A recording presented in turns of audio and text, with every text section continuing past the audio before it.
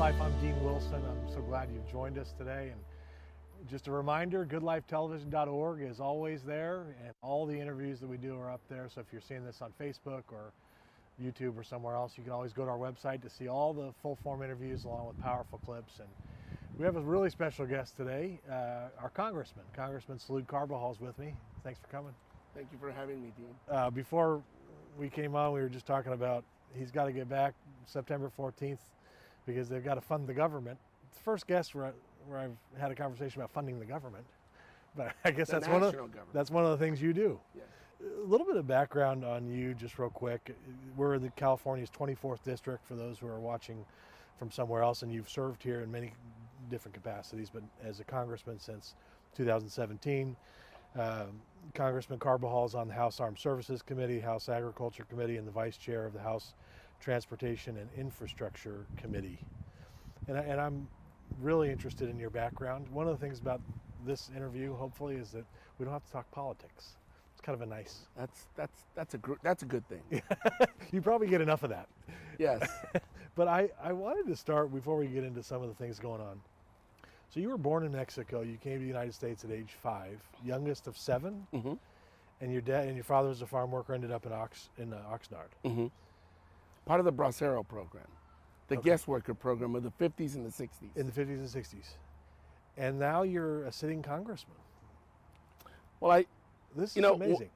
When I think about that, exactly as you said, amazing feat is that I think it reminds us and continues to restore our confidence in our country that an immigrant kid, from a working class family, could actually become a member of Congress in this country. It's just, I pinch myself every day that this amazing. Country has afforded me that opportunity. Yeah, what a great story. Is the rest of your family in the area? Well, both my mother and my father have passed. Okay. And two of my siblings have passed as well. But the majority of my family is in Oxnard. Are they? Yeah. And some in Arizona. Wow. And was public service always a thought of yours? I mean, I don't think a lot of people set out to say I'm going to be in Congress. I mean, but was public service something you always had an interest in? I think it was an evolution. I think you can't grow up in this country and not see the power of people collaborating and giving each other a hand. I remember when I first immigrated, I wound up with, I got a shot for some reason on my hip, and it kind of touched a nerve or something, and I ended up being hospitalized for a few days. And the mother of one of my classmates when I was a child happened to be a nurse at the hospital in this little town in Arizona where we ended up immigrating to. And she brought me coloring books and crayons, and I never forgot that. And I think it's something that was very generous, and it just stayed in my mind. Community. Yeah. Yeah, that's kind of old school these days, it seems like. But isn't that just a great part about America? I mean, we've just, this year has been a beating for a lot of people, probably everybody. I mean, it's one way or the other. But it really, and I've been thinking about this, and because everything right now seems like it's in the context of the election, which we're not going to talk about. But I really feel like it's important that we don't forget stories like yours, stories like that nurse story, because we're all together. And it seems like, and maybe I'm giving a speech, I'm not trying to, but it seems like these days you're on one side or the other. Yes. How do we combat that? Well, I've always felt that the way you combat that is to introduce some kind of public service initiative that's national, where other countries throughout the world, should I say, have, where you have to serve 2 years, for example, in some kind of public service capacity, be it the military, be it in our schools, as a nurse, whatever the capacity, provide general public service and make that an initiative that will bring us together. it will force us all, irrespective of ethnic backgrounds, Yeah. socioeconomic status, Right. to work together to understand that there's something bigger than each one of us, Yeah. and that's our country. Yeah. And I think it will help us transcend and build better relations amongst ourselves and unify us more instead of having these tensions that we're experiencing nowadays. That's great. And is that something that's really being talked about? Yes, actually, I belong to a group called the Problem Solvers Caucus in Washington. Really? And it's made up of half Democrats, half Republicans that are committed to finding common ground. And we have looked at a bunch of initiatives in many sensitive subjects that oftentimes pull us apart and have found common ground. Wow. On a number of issues, be it healthcare, transportation and infrastructure, immigration. There's also another group that I'm a part of that's called Four Country Caucus. Four Country Caucus, made up of veterans, Democrats and Republicans. Wow. And we recently adopted and put forth that initiative of public service for our country. Really? As a bill. It may not get adopted this time around, but I think in the future we've laid a marker down to continue working on that. Wow. See, I've never heard, I follow politics pretty closely. I've never heard of either one of those caucuses. Maybe that's part of the problem. I mean, because that's wonderful to hear. I mean, two bipartisan, solution-oriented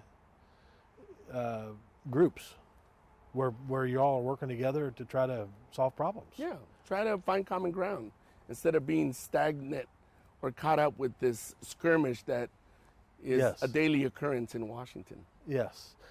I wasn't planning on asking you this, but I will. Do you think it's part of the political thing?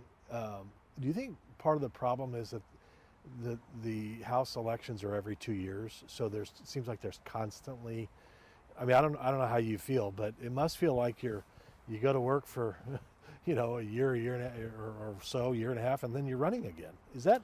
I would say that's part of it, but the biggest issue, and I know we're trying not to get into politics, but the biggest issue I think is the unfortunate gerrymandering that has occurred over the years, where now individuals that run in some seats, not all seats, I think our seat is slightly different, but there's some seats throughout the country that it's really who can run to the left the most or who can run to the right. And that's what dictates, it's really about the primary, not even the general. Right. See who outrights or who out lefts to be able to go into the general. And then the general is a fait accompli. Right. So I think we really need to look at what California and some states have started doing, and that is put in redistricting commissions by citizens that help take the politics out of it. It won't be perfect, but I think it will be much better than we have today, where it's driven by politics and who's in control versus ordinary citizens. That's a really good idea. Who's your closest friend on the other side of the aisle in Congress? I would say Representative Don Bacon. I have so many colleagues that I have really good relationships on both sides of the aisle. Yeah. But on the other side of the aisle, amongst the many relationships I have, I would say it's Don Bacon. I've actually been to Nebraska, to his district. Oh, you have? And he's come to my district. Really? And it was a great exchange. And to date, we're really good friends. I recently ran into him on the street in Washington when we were having a few hours break for dinner, and ran into him and invited him over for dinner with myself and a number of colleagues. Oh, that's great. So, yeah, I would say it's Don. I've gotten to know his family, his wife Angie, his kids. He's gotten to know my family. I love it. And we sponsor a lot of legislation together. Oh, really? Yes. That's fantastic. And again, we don't hear, unfortunately, we don't hear too many of those kind of stories. You grew up, and I read in your bio, you grew up in a disadvantaged neighborhood, and you've worked both locally and nationally to try to improve the lives of at-risk kids and working families. Talk about that kind of in your heart and what you're trying to do. Well, I guess, they say that we're all a sum of our experiences growing up. And you can't take away my own personal experience. Having come here as an immigrant child, moving to a little mining town where my father was a miner up until my 6th grade elementary school year, then moving to Oxnard, where he became a farm worker again, like he used to do during the Bracero program, right, the guest worker program. And, you know, my mother couldn't work. She had rheumatoid arthritis, deformed hands, and always in pain. So my father was working in the fields, in the farms, earning minimum wage. And as a result, it was challenging getting by economically. We moved into public housing, also known as the projects in some communities.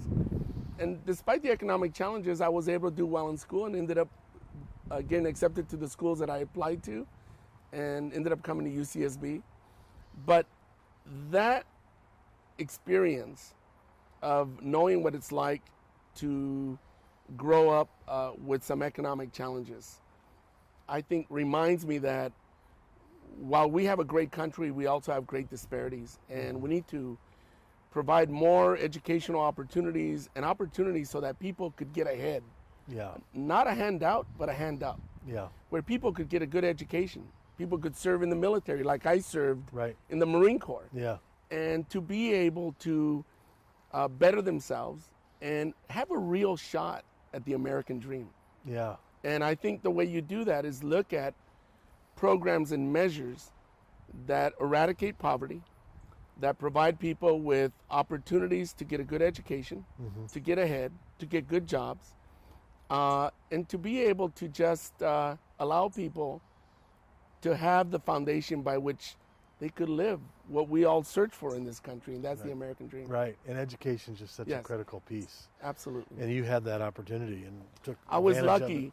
I was lucky to have a good foundation, to have great teachers in elementary school and high school that nurtured me, that went the extra mile to help me. And as such, I was a pretty reasonable student, pretty good student. Yeah. And that helped me along the way. That's great. You mentioned you're a veteran. You did serve, and we thank you for that. You were a U.S. Marine Corps Reserve, is that correct? For 8 years, I think. For 8 years. 6 by 2. 2 years in the inactive ready reserves. Okay. And 6 years active reserves, as we call it. Okay. So that's another part of your life experience that has then been part of your public service, where you think a lot about veterans.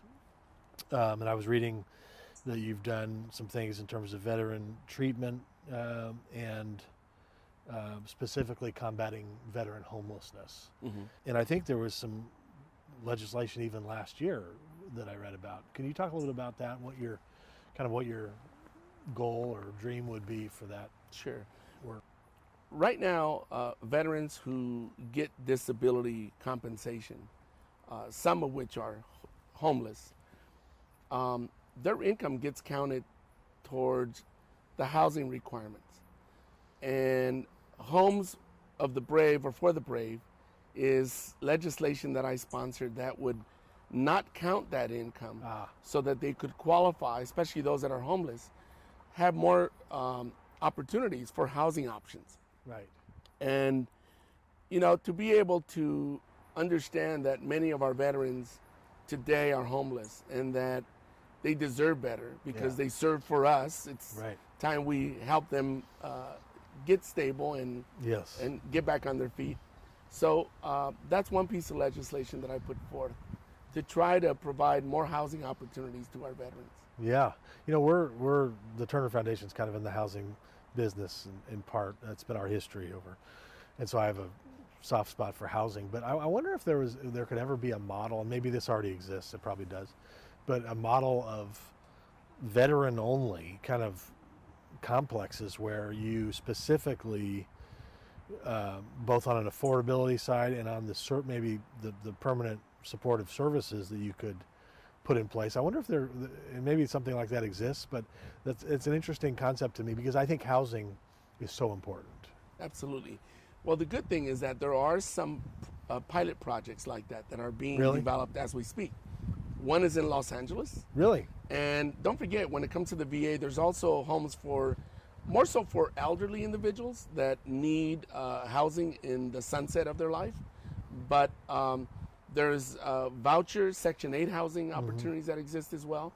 But not just those pilot programs are specific for veterans only, some, but not all of the programs are. So Point well taken. It's an interesting idea. Yeah. What do you love about your district? I love the people. Yeah. I love the people. I love the wonderful environment, beauty that we have, natural environment that we have.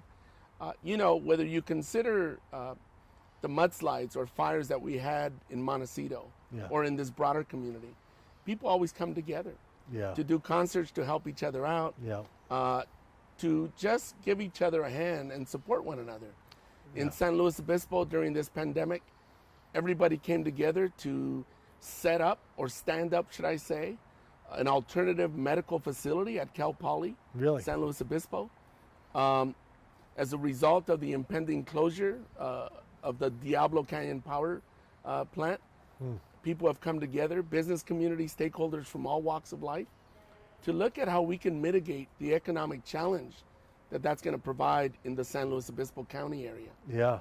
And here in Santa Barbara, in addition to the mudslides, we've always just come together. And, you know, we have, in addition to the people and wonderful environment, we're wine country. And it's we have great wine. It's our number one industry is agriculture. We have two great universities, a couple military installations, Camp Slow, Camp Roberts, Vandenberg Air Force Base. Wonderful coastline mountains. What is there not to love about this place? This is an infomercial. Yes. We should just cut it right there. This is good. When I talk to my friends or my colleagues in Congress, as soon as I say I'm from the Central Coast, Santa Barbara or San Luis, they light up. They're like, "Oh my God, that's a beautiful." I say, "Well, somebody has to live there. Might as well be me. You stay where you're at. I will take one for the team." I love it. I love it. So I've got to get you on camera here saying something about my alma mater, Westmont College. If it's not good, we're not going to use it. Well, I have nothing positive to say. I think Westmont is yet one of those many universities that we have here on the Central Coast. It's exceptionally placed in this wonderful setting here in Montecito.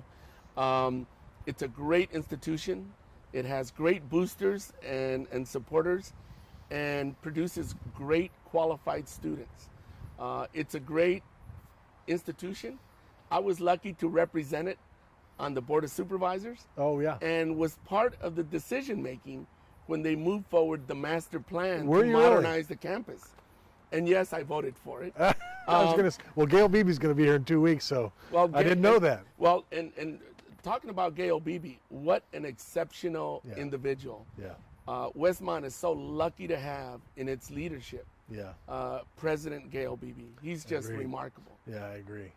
Well, Westmont's such a special place, and our family goes back a long way. My mom came here, graduated in 1967 from Westmont, and so we've had like 6 Westmonters. So I had to ask that. Well, Westmont's a great university. Almost as good as my alma mater, UCSB, but it's up there. I did go to the UCSB Westmont basketball game last year at the Thunderdome. I don't think we've beat you guys in maybe 20 years or something. It's been a while. But when you guys beat us, it's a big deal. It was a big deal. In fact, my friend hit the free throws. Corey Blick, if you're watching Corey Blick hit 3 free throws to win. That was like our moment.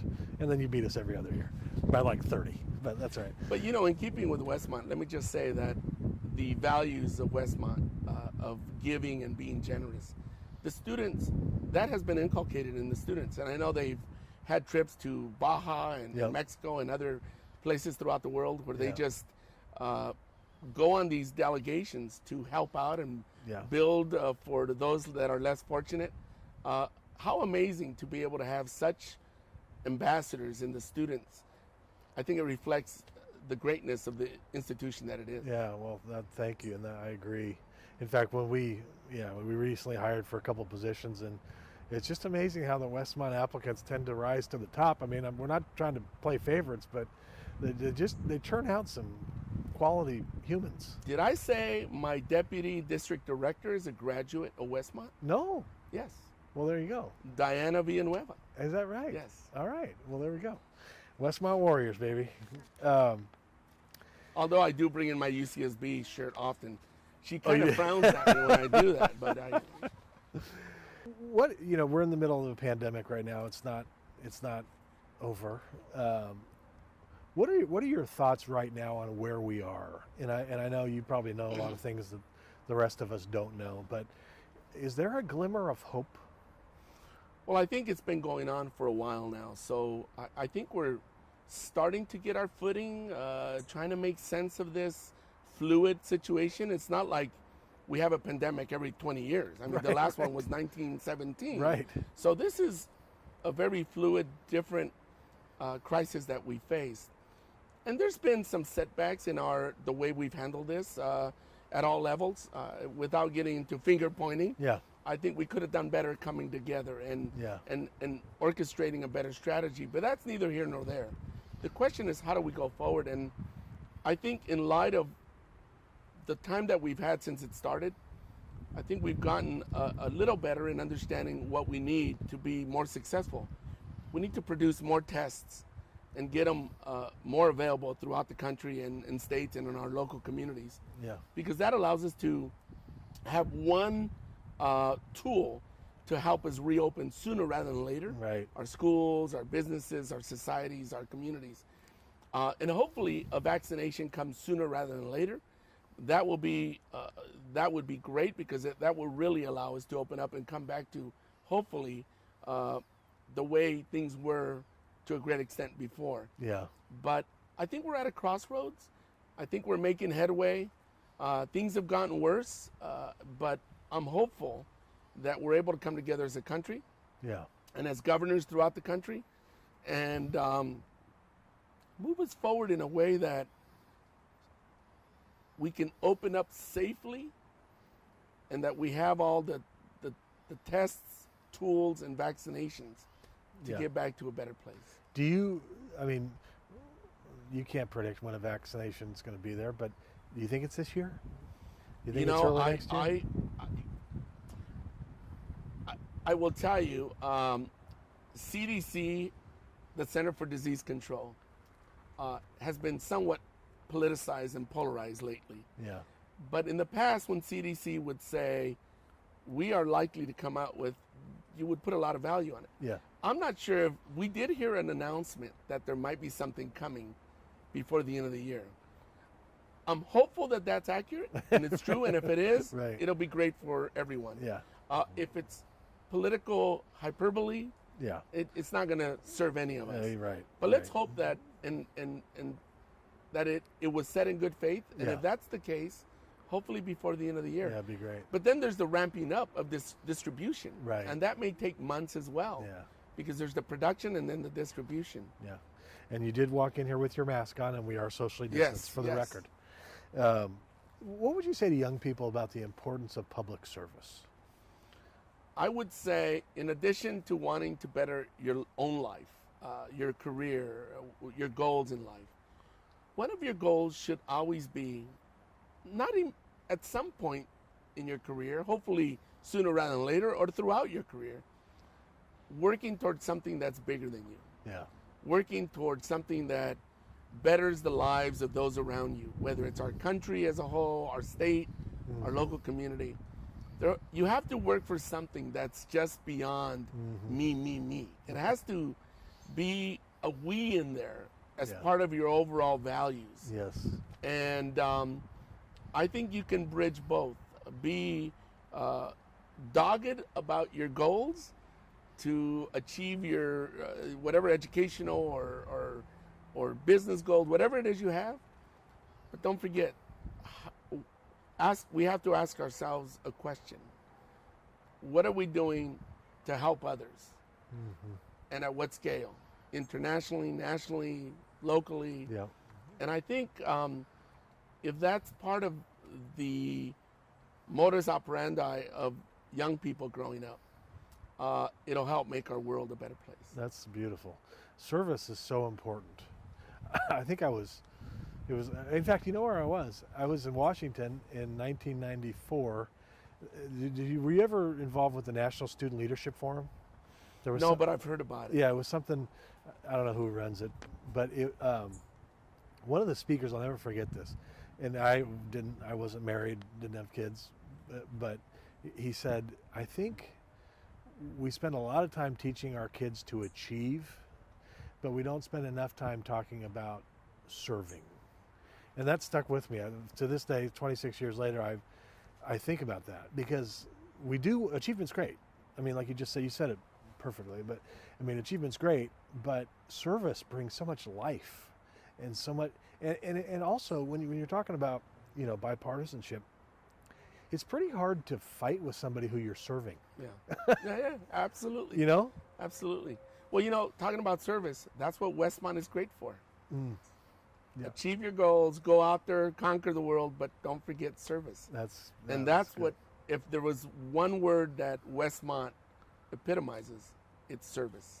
That's beautiful. So I think we're going to put him on the website, I think, by the time this is over. But it's true. I have come to really admire Westmont, and Gail Beebe is one, and before that, the previous president. Right. Just extraordinary leaders that Westmont has been able to put in that leadership capacity. Thank you. Last question. We have 2 minutes. Your wife, Gina, she's very involved in the community. Yes. And she was here, and she's been involved with the Special Olympics over time and done some great work. And I don't remember if I asked her or not. How did you guys meet? We met on a blind date. Oh, you did? Yes. One of my classmates, who's no longer with us, passed away prematurely, way too soon in his life. He and I were classmates at UCSB, and when I was a freshman, we would go to Los Angeles, the big city, on a weekend sometimes.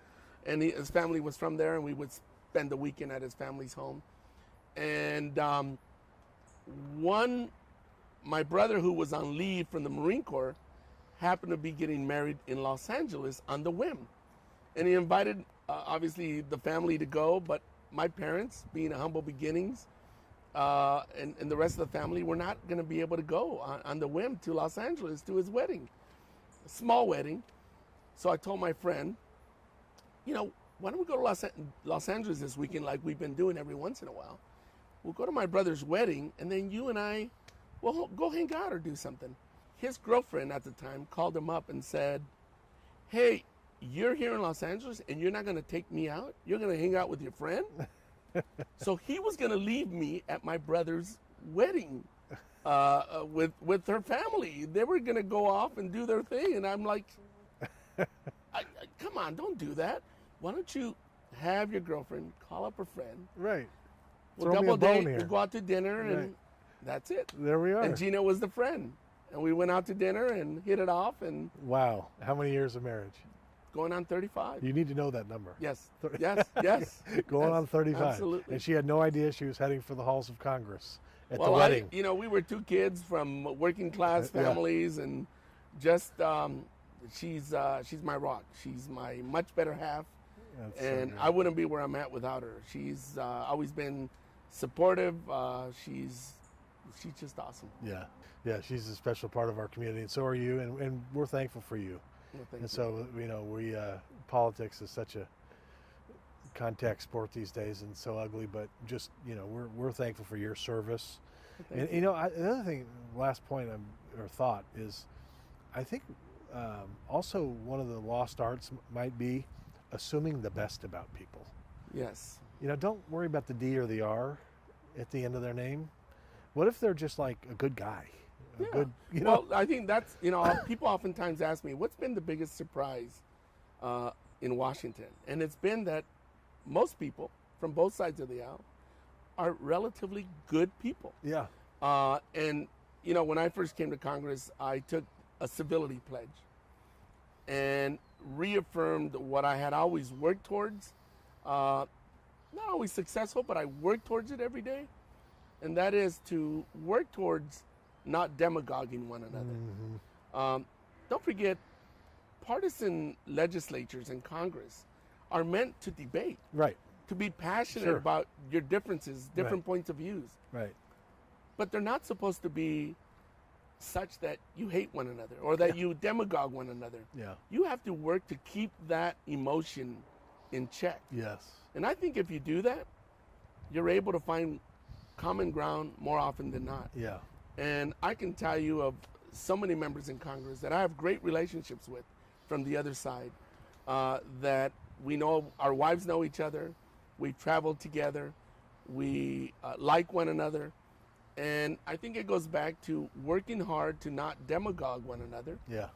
debate is fine. Yeah. Even passionate debate. Right. But you don't create an environment of hatred and the lack of civility. That's great. And that makes all the difference. That's beautiful. Salud Carbajal, our congressman, 320 million Americans. He's one of 435 in the House of Representatives. Thanks for your service in the military and in this public arena. And we're rooting for you, and we're going to get through 2020 somehow. Yes, we will. Thanks for coming on. Thank you very much. We'll see you next time.